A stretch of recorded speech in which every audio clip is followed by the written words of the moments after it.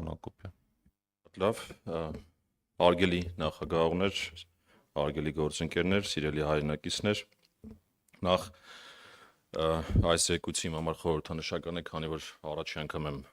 բյուջեի հաշվետվության զեկույց ներկայացնում իմ աշխատանքային կարիերայի ընթացքում, քանի որ հարցեր հնչեց հարկերից եւ մեր կոմիտեի գործունեության առանձնահատկությունը հաշվի առնելով, ես սկզբից կխոսեմ հարկերից, հետո նոր կանադառնամ մեր ծախսերի կատարողականին։ Նախ նշեմ, որ կատարողականների մասին բազմիցս խոսվել է, այդ թվում ֆինանսների նախարարն է հնչեցրել։ Ես մի փոքր փորձեմ բացել, թե ինչ է տեղի ունեցել 2024 թվականին։ Նախ ունեցել ենք 5.1% աճ հարկային եկամուտների կամ 117 միլիարդ դրամով աճ։ Եվ եթե փորձենք երկու մասի բաղդատել, այսինքն հարկային մարմնի կողմից հավաքագրումներ եւ մաքսային մարմնի կողմից հավաքագրումներ, առաջինի դեպքում ունենք 11.2%-անոց աճ, որը առաջանցիկ է, քան մեր տնտեսական աճի կամ ակտիվության տեմպերն են։ Երկրորդ դեպքում ունենք 15%-անոց անկում, մոտավորապես մաքսայինի կողմից։ Ինչ է դա նշանակում։ Դա նշանակում է, որ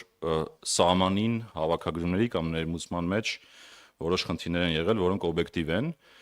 Հիմնական մասը ավտոմեքենաներն են։ Տեսեք, նախորդող տարիներին բավական մեծ աճեր ունեինք ավտոմեքենաների ներմուծման, եւ այդ բարձր բազայի վրա արդեն 2024 թվականին նվազում տեղի ունեցավ։ Ունենք նաեւ ծխախոտի ներմուծման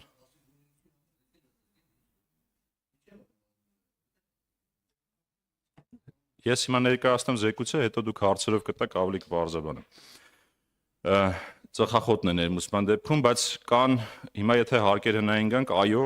հարկերենային նվազում տեղի ունեցել է մոտ 0.5%-ային կետով, բայց դա չի նշանակում, որ օրինակ ստվերի նվազման տեմպերը նվազել են։ Ինչու է հարկերենային նվազումը տեղի ունեցել։ Մեկը նշեցի ներմուծման նվազման հետևանք որոշ օբյեկտիվ գործոնների։ Երկրորդը արդեն ժամանակային լագն է, այսինքն երբ է ձևավորվում տվյալ ոլորտի ավելացված արժեքը եւ երբ է վճարվում դրա հարկը։ Հիմա երկու ոլորտ կա, որոնք բարձր աճի տեմպեր են ունեցել վերջի տարիներին, բանկային համակարգ եւ շինարարություն, որոնց հարկերը ավելի շատ նկատվում են այս տարի, այսինքն հարկային մուտքերը նկատվում են այս տարի, այսինքն կա տվյալ ժամանակահատվածի տնտեսական աճի եւ հարկային եկամուտների միջեւ խզում։ Այդ խզումը ուշանում է մուտքերը, դա է պատճառը նաեւ հարկերենային նվազման, բայց նաեւ ունենք վիճակագրական որոշակի վերանայումներ, մասնավորապես տեղյակ եք, որ կան օրինակ, քանի որ այդ վերարտանման մասին էիք խոսում, վերարտանման շղթան հեշտ չէ հաշվառելը, այդ վերարտանման շղթայի հաշվառումը առևտրի մեջ որոշակի գերագնահատում ունի։ Մյուսը մեր արդեն մյուս խնդիրը, որ նկատվում է մեր կողմից, դա օրինակ այնտեղ կա սեփական կացարանում բնակվելու հանգամանք, երբ որ վերջին տարիներին սկսել վիճակագրական կոմիտեն դա հաշվառել, դա բերել է որոշակի բարձրացումների, իսկ ինքը հարկ չի գեներացնում։ Այսինքն մարդը երբ որ բնակվում է իր բնակարանում, ինքը որոշակի գնով ձևակերպվում է որպես ավելացված արժեք տվյալ տարվա համար, բայց ինքը հարկ չի գեներացնում։ Այսինքն կան նաև վիճակագրական խնդիրներ, բայց գլոբալ խնդիրները այդ երկուսն են՝ ներմուծում եւ տնտեսության կառուցվածքի փոփոխություն, որոնց հարկերը ավելի ուշ են վճարվում կամ չեն վճարվում, որովհետեւ արտահանելի հատված են, ինչպես պարոն նախարարը նշեց։ Սա է հիմնական պատճառը։ Հիմա գանք մյուս զարգացումներին։ Նախ նշեմ, որ եթե խոսենք օրինակ 5 ամիսներից արդեն բավական բարձր աճեր ունենք եւ այդ իմ ասացի վկայությունն է, որ մենք հիմա արդեն հավաքագրումներում մեծ տեմպ ենք հաղորդել, մոտավորապես 142 միլիարդ հունվար մայիսով ավելացում կա, որը 14.4%-ով աճ է ենթադրում, եւ ես սրա համար ուզում եմ առաջին հերթին շնորհակալություն հայտնել բոլոր հարկվճարողներին, եւ դա նաեւ առաջանցիկ է տնտեսական աճի տեմպից, ինչը նշանակում է, որ հարկեր հնարացուցանիշի տեսանկյունից արդեն բարելավումները սկսել են։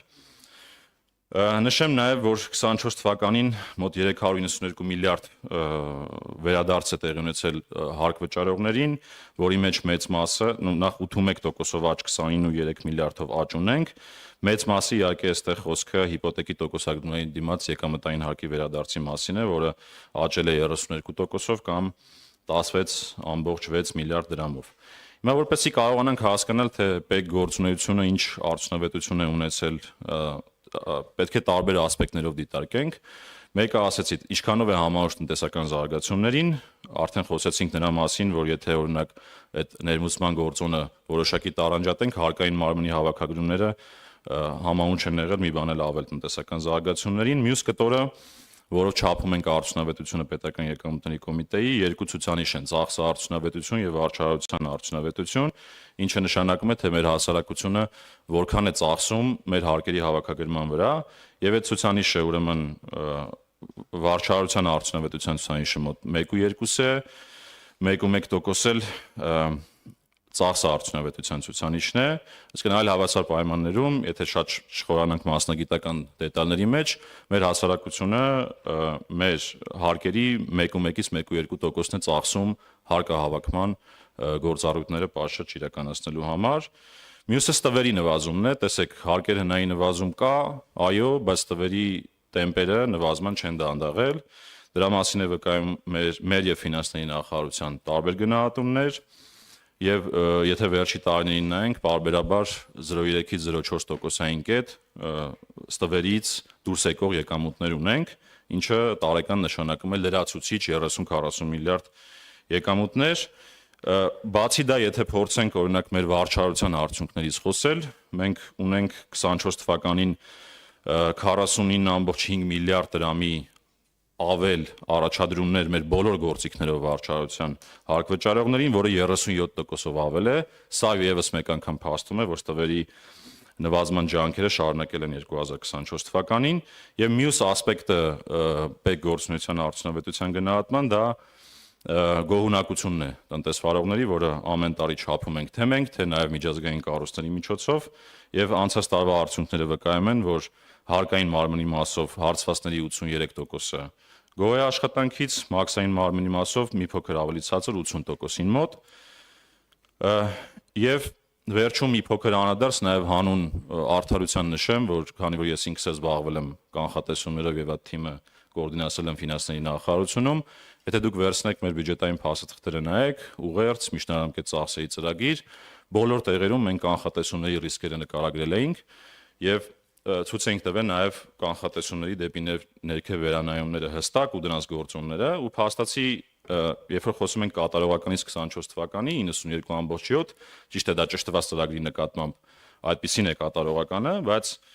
բոլոր փաստերը հստակ հուշում են, որ դեպի ներքև վերանայումների օբյեկտիվ իրականություն կար, որը հստակ փաստարով է եւ հանրությանը ներկայացվել է։ Հիմա արդեն անդրադառնամ ծախսերի մասին։ Ֆինանսների նախարարը նշեց մեր հիմնական ծախսային կատարողականները, երկու հիմնական ծրագիր ենք իրականացնում ու մինչև 2024 թվականը մեկ ծրագիր էր, արդեն երկուս, որին ավելացել էր մեկ ծրագիր հիպոթեքի տոկոսների վերադարձի ծրագիրը, որը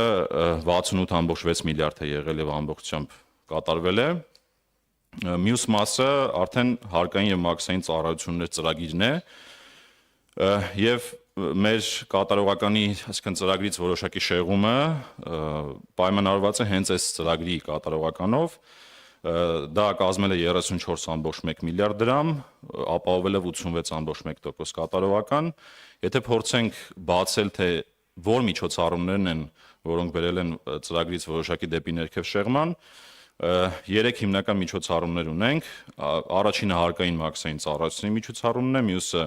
կապիտալ ծախսերի երկու մասեր են, մեկը մեր շենքային պայմանների բարելավման միջոցառումն է եւ մյուսը արդեն արտաքին աջակցության կամ վարկարման ծրագրերով իրականացվող կապիտալ ծրագրերը։ Հիմա առաջինի մասով նշեմ, որ ունենք հարկային մաքսային ծառայությունների միջոցառման մասով 25.4 միլիարդ դրամ օգտագործում 24 թվականին, որը կազմել է ծրագրված ցուցանիշի 96%-ը։ Սա հիմնականում լավ երևույթ է տեղի ունեցել, խնայողություններ են տեղի ունեցել, ինչ է դա նշանակում մրցույթների արդյունքում ապրանքների եւ ծառայությունների գները որոշակի դեպի ներքև են վերանայվել եւ դա է պատճառը, որ ծրագրից 4%-ային կետով դեպի ներքև է շեղվել։ Այնուամենայնիվ, անցած տարվա համեմատ այս ծրագրով 20%-անոց աճ ունենք, շուրջ 4.3 միլիարդ դրամ, որը հետևանք է նրա, որ անցած տարի ներդրվել է հարկային եւ մաքսային ծառայությունների համար հավելավճարի համակարգ, որով որ կոնկրետ ցուցանիշների, թիրախների հասնելու դեպքում մեր ծառայողները լրացուցիչ հավելավճարներ են ստանում։ Մյուսը շենքային պայմանների մասով նշեմ, որ նախատեսված միջոցների 47%-ն է օգտագործվել, մոտ 1.2 միլիարդ դրամ, սա հիմնականում վերաբերում է Բաղդաշենի մաքսային կետի շինարարությանը։ Բաղդաշենի մաքսային կետի շինարարության խնդիրը հիմնականում անցած տարվա բնական աղետի հետ է կապված, որը հնարավորություն չի տվել շինարարությունը այն տեմպերով իրականացնել, ինչը որ նախատեսել էինք, բայց այնուամենայնիվ եւս մի գործոն է կա, որոշակի փոփոխություններ են կարել նախագծանախաշվային փաստաթղթերում, որի արդյունքում անկախ այդ նշված ավելի քիչ օգտագործված գումարների անցած տարվա համեմատ կապիտալ շինարարությունը աճել է այդ ուղղությամբ, Բաղդաշենում 61%-ով կամ մոտ 69 միլիոն դրամով։ Եվ վերջինը Մեղրի սահմանային անցման կետի ծրագիրն է, որտեղ ունենք երկու ֆինանսավորման աղբյուր, դրամաշնորհ եւ վարկային ծրագիր։ Նախ նշեմ, որ օգտագործվել է այստեղ միջոցների 31%-ը, 1.2 միլիարդ դրամ, որից դրամաշնորհային ծրագրի մասով 947 միլիոն դրամ կամ նախատեսված միջոցների 49%-ը, իսկ վարկային ծրագրի շրջանակներում շուրջ 210 միլիոն դրամ կամ նախատեսված միջոցների 11.5%-ը։ Առաջին հայացքից կթվա, որ բավական ցածր են ցուցանիշները, բայց այստեղ էլ օբյեկտիվ երևույթ կա, տարին պլանավորվել էր, բայց քանի որ վարկային եւ դրամաշնորհային ծրագրի բանակցություններ են գնացել, եւ դրանց ուղղությամբ արդեն մասանումների վերաբերյալ փաստերը ստորագրվել են 24 թվականի մարտի 20-ին, դրանից հետո շինարարը արդեն երբ որ երաշխիք է ներկայացնելու եղել, ուշացել է դա հասնելով մինչև հունիսի վերջ եւ փաստացի տեղի ունեցել տարվա երկրորդ կեսին շինարարությունը եւ դա է պատճառը, որ ունենք ավելի քիչ օգտագործում այդ միջոցների։ Նշեմ նաեւ, որ ինչպես ֆինանսների նախարարը նշեց, մենք ունենք նախատեսված 13 ծրագիր կար, բայց փաստացի 17 ծրագիր է իրականացվել։ Ստեղ ավելացումները հիմնականում պայմանավորված են 3 միջոցառումներով։ Առաջինը ՊՕԱԿ է ստեղծվել G-Solution, որը տեղեկատվական համակարգերն է սպասարկում ինչպես պետական եկամուտների կոմիտեի, այնպես էլ ֆինանսների նախարարության։ Մյուսը մեր ֆիզիկական անձ մեքենա ներմուծողներին աջակցության ծրագիրներ մաքսային վճարների ուղղությամբ եւ երրորդը, որը սովորաբար չի լինում, բայց տարվա ընթացքում վերաբաշխման ճանապարհով է արտացոլվում բյուջեում, դա հայցադիմումների համար կատարվող վճարներն են եւ այս 3 հիմնականն են, որոնք ավելացել են տարվա ընթացքում։ Սա ծախսերի մասով եւ քանի որ առիթ ունեցել ենք կառավարության ծրագրի հաշվետվությունը ներկայացնելուց խոսել նաև այն բարեփոխումների մասին, որոնք 2024 թվականին իրականացվել են, ես ուղղակի կարճ կփորձեմ անդրադառնալ ամենաէական միջոցառումներին, որոնք 24 թվականին եղել են։ Տեսեք, մեր գերխնդիրը վերլուծությունները զարգացնելն է եւ հնարավորինս անհմբում ու տնտեսվարողներին եւ հարկվճարողներին չխանգարելով վարչարությունը իրականացնելը։ Այս ուղղությամբ ստվերի գնահատման նոր գործիքներ են ներդրվել, սա համատեղ ֆինանսների նախարարության հետ համատեղ աշխատանք է, նաև մեր կենտրոնական բանկի եւ էկոնոմիկայի նախարարության գործընկերների։ Նախկինում ունեինք մակրո գնահատումները վերևից ներքև, հիմա ունենք ներքևից վերև արդեն գնահատումներ շահութարկի ու եկամտային հարկի մասով։ Հարկային ռիսկերի վերլուծության համակարգը կատարելագործվել է մոտ 35 չափանիշներ կամ շուրջ 50%, որը բերել է նրան, որ մեկ ստուգման արդյունքում բացահայտումները աճել են եւ շարունակաբար աճում են։ Մյուսը օրինապահության համակարգի ներդրումն է, մոտ 168 հարկ վճարող դիմել է, հավաստագիր են ստացել 83-ը, որից 2-ը արտաքին առևտրի գործունեությամբ զբաղվող, եւ մաքսային ռիսկերի վերլուծության համակարգում էլ բարելավումներ ունեն գործիքների, որի արդյունքում կարմիր ռիսկի մակարդակով դեպքերի քանակը, այսինքն առանց զննման դեպքերի քանակը էապես նվազել է ընդհուպ հասնելով մինչև 6%-ի այդ ընդհանուր բեռնափոխադրումների մեջ։ Թվայնացման ուղղությամբ 2-3 կարևոր բան նշեմ, ներդրվել է եկամուտների հայտարարագրման հարթակը, ինչպես վեբ տարբերակը, այնպես էլ բջջային հավելվածի տարբերակը, ներդրվել է հարթակ, որտեղ որ մեր հայրենակից տաքսի ծառայություն մատուցող հայրենակիցները կարողանում են իրենց հարկերը պատշաճ վճարել այդ MyTax հավելվածի միջոցով։ եւ նաեւ ունենք ներդրված մաքսային վճարների համակարգ post-տերմինալների միջոցով, ինչպես նաեւ գործարկվել է մի քանի աղբյուրի ստացման ենթակա եկամտից հաշվարկված եւ փոխանցված սոցիալական վճարների առավելագույն չափը գերազանցող գումարների վերադարձի ավտոմատ համակարգ։ Մաքսային ընթացակարգերում էական բարելավումներ ունենք, մասնավորապես եթե խոսենք նրա մասին, թե ինչ ենք արել, ֆիզիկական անձանց առաքայինների գծով հայտարարագրման գործընթացն է պարզեցվել, նախնական մաքսային հայտարարագրման համակարգը, որը 2023-22 թվականին էր ներդրվել,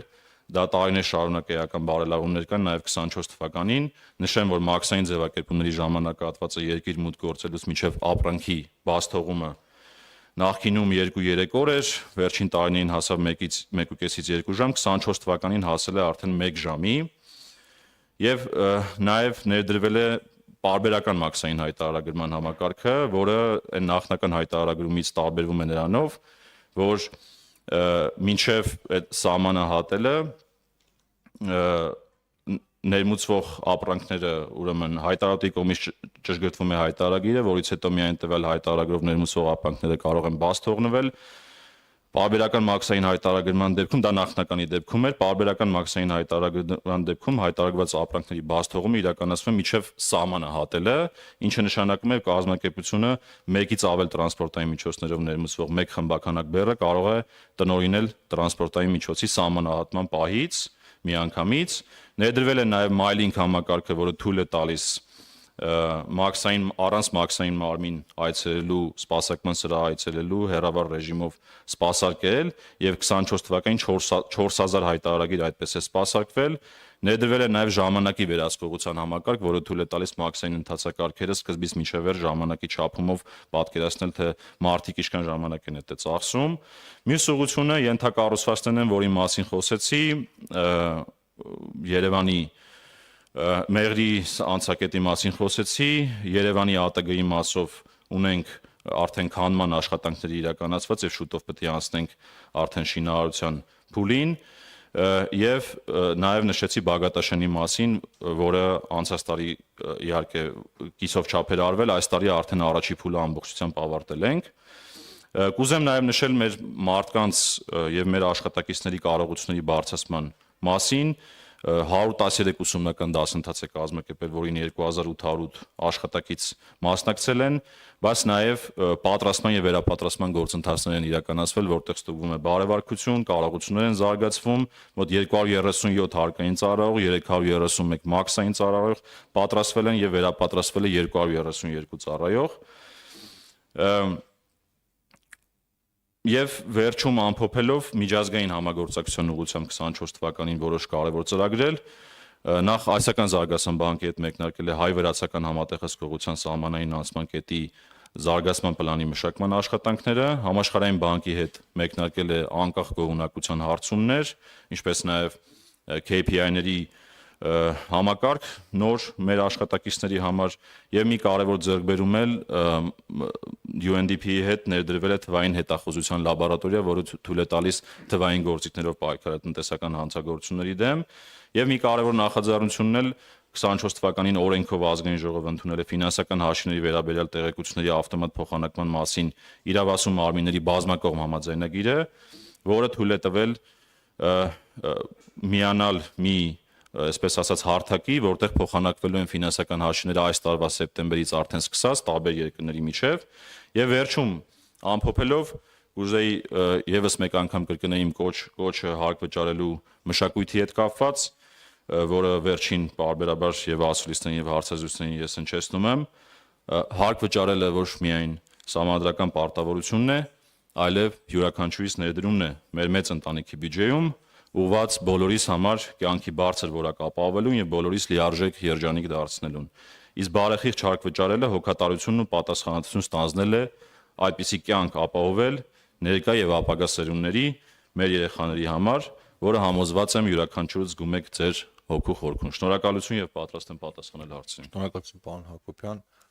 Նարեկ Արամանյան, հետո Հոբիկ Աղազարյան, հետո Արթուր Խաչատրյան։ Շնորհակալություն պարոն Հակոբյան զեկույցի համար։